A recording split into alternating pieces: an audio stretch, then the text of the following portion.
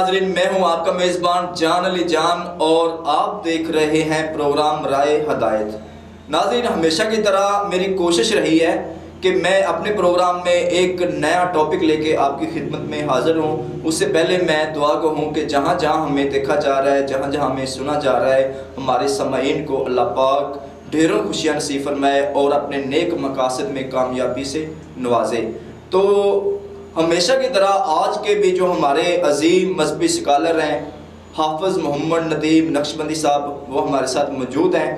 آج کا ہمارا جو ٹاپک ہے وہ ہے اسلام میں پردے کا حکم۔ تو جس طرح کہ ہم ملک پاکستان میں رہے ہیں جو کہ اسلامی جمہوریہ پاکستان ہے، اور اس کے اندر رہنے والے جو مسلمان ہیں، جو مسلمان ہماری مائیں بہنیں ہیں، آج ہم نے ان کے حوالے سے پروگرام رکھا ہے کہ ہم ان کو بتائیں کہ اسلام میں جو پردے کا حکم ہے وہ کس قدر لازم ہے۔ سب سے پہلے حافظ صاحب، میں آپ کا شکر گزار ہوں، آپ ہماری اصلاح کے لیے ہر دفعہ ہمارے پروگرام میں تشریف لاتے ہیں۔ تو ہمارے ناظرین کو یہ بتائیے گا کہ اسلام میں ہماری جو اسلامی خواتین ہیں، ان پر پردے کا جو حکم ہے یہ کب نافذ ہوا ہے؟ بسم اللہ الرحمن الرحیم۔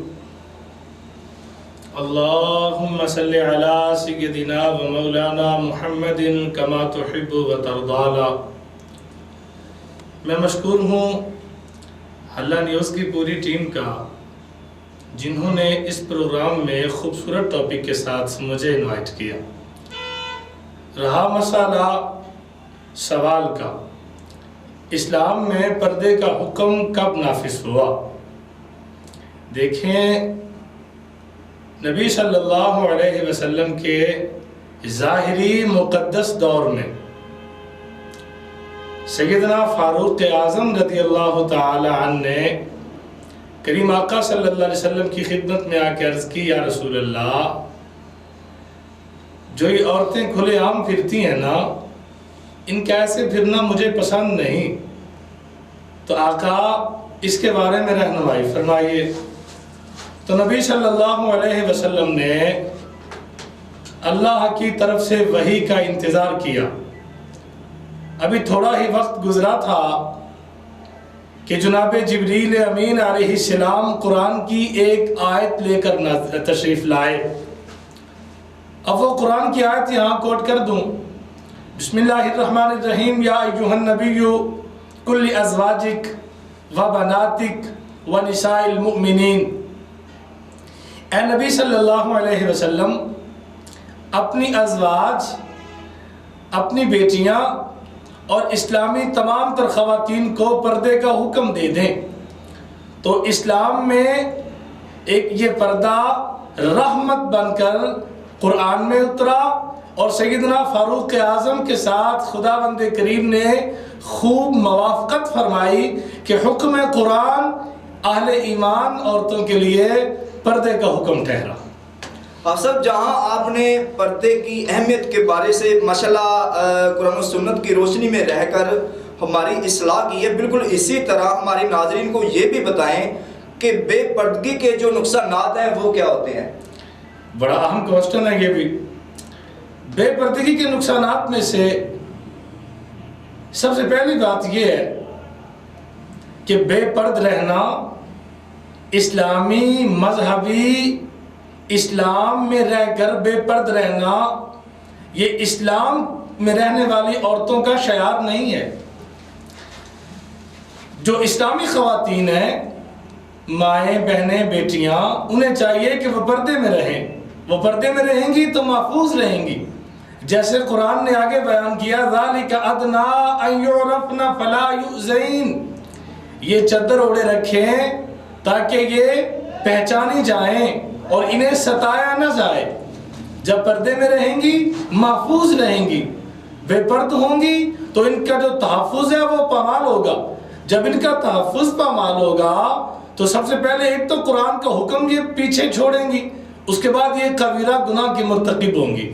تو بے پردگی کے نقصانات جو ہیں یہ کبیرہ گناہ بھی ہے، اور اس کے بعد شخصیت میں ایسا اثر پڑتا ہے کہ وہ تمام تر لوگ جو پردے کو نہیں فالو کرتے ان کی شخصیت ویسٹ ہو جاتی ہے، ضائع ہو جاتی ہے۔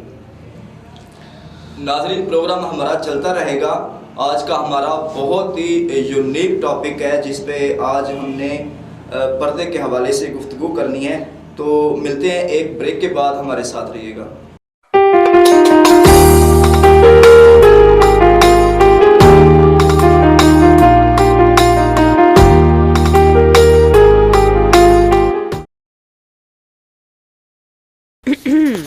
سارے فارمولے یاد ہونے چاہیے جب میں پوچھوں گی.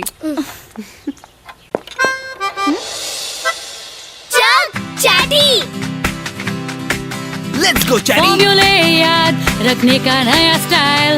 A+B whole square with a smile. Speed پہ الجبرا بھی ایزی ہو جائے. دن دنا دن دنا. سارے فارمولے یاد ہو گئے؟ اس کا میجک ہی اور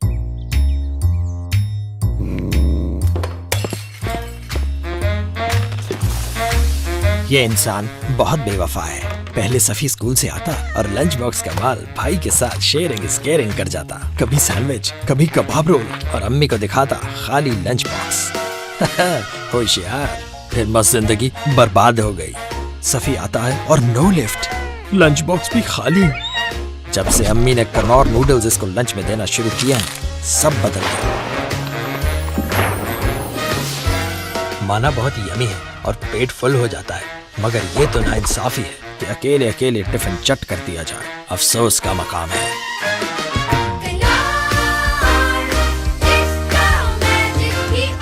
ہوگا مجھے کیا.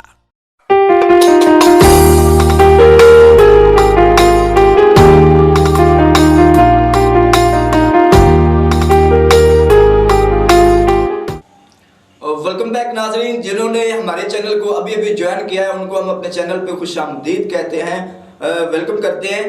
تو اب صاحب ہمارا ٹاپک آج کا جو ہے وہ بہت ہی یونیک اور خواتین کے لیے جو اسلام میں پردے کے احکامات ہیں اس کے حوالے سے بڑی ہی پرکشش گفتگو جاری ہے. تو آپ ہمیں یہ بتائیں کہ اسلام میں باپردہ خواتین کی عظمت اور شان کیا ہے؟ دیکھیں, اسلام میں باپردہ خواتین, جب نبی صلی اللہ علیہ وسلم کے دین کے مطابق بیٹی بہن پردے میں رہے گی تو اس کے متعلق میرے رسول صلی اللہ علیہ وسلم نے ارشاد فرمایا کہ گھر کی چار دیواری اور چادر میں رہنے والی عورت جنت کی حور سے بھی افضل ہے. جنت کی حور سے بھی افضل ہے. میرے رسول صلی اللہ علیہ وسلم نے ایسی بیٹی کو رحمت قرار دیا جو باپرد رہے. اس کے ساتھ ایک تو عزتیں محفوظ رہتی ہیں, دوسرا ایک اہم بات اس آپ کے پروگرام کے حوالے سے کر دوں کہ جو مائیں باپردہ اور پاک دامن ہوتی ہیں وہ غازی ممتاز قادری جیسے بچوں کو جنم دیتی ہیں. سبحان اللہ. جو مائیں باپردہ اور پاک دامن ہوتی ہیں وہ غازی علم الدین شہید رحمت اللہ علیہ جیسے بچوں کو جنم دیتی ہیں. ماشاءاللہ. تو صاحبو, باپردہ ہونا یہ ایسی رحمت ہے, باپردہ ہونا ایسا اعزاز ہے کہ میرے رسول صلی اللہ علیہ وسلم نے باپردہ بیٹی کو رحمت اور جنت کی حور سے بھی افضل قرار دیا ہے.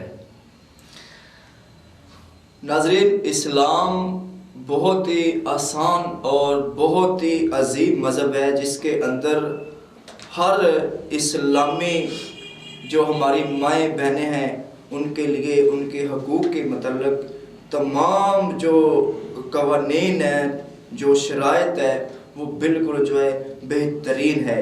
اب صاحب آخر میں آپ آج کی جو اسلامی خواتین ہیں جو کالج, یونیورسٹیز اور ایسے اسکولوں میں پڑھتی ہیں جہاں پہ کہہ لیں کہ وہاں کی جو یونیفارم ہوتی ہے وہ ہماری شریعت کے مطابق بالکل جو ہے وہ ہماری شریعت اس کو نہیں مانتی, تو اس حوالے سے آپ جو ایجوکیشن ڈپارٹمنٹس ہیں ان کو کیا پیغام دینا چاہیں گے, اور جو ہماری خواتین وہاں پہ ٹیچنگ کر رہی ہیں, ہماری بچیاں جو وہاں پہ ایجوکیشن حاصل کر رہی ہیں, ان کے حوالے سے آپ جو ہے اسلام کی روشنی میں کیا بتائیں گے؟ جی دیکھیں, جو ایجوکیشن ڈپارٹمنٹ ہے نا ان سے میں ریکویسٹ کرتا ہوں کہ وہ تمام تر ٹیچرز اور اعلیٰ افسران اسلام کو فالو کریں، اسلام میں پردے کو پڑھیں، فالو کریں، اور ان بچیوں کو سب سے پہلے سکھانے والی جو چیز ہے وہ پردہ ہے، وہ سکھائیں۔ اگر یہ نہ سکھائیں گے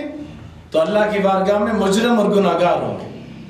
دوسری بات میں آج کی نوجوان نسل سے یہ کرنا چاہتا ہوں کہ کائنڈلی پلیز اپنی نظروں کی حفاظت کریں، اپنی نظروں کو محفوظ رکھیں، نگاہوں کی حفاظت کریں، تاکہ قیامت والے دن اللہ کی بارگاہ میں سرخرو کیے جائیں۔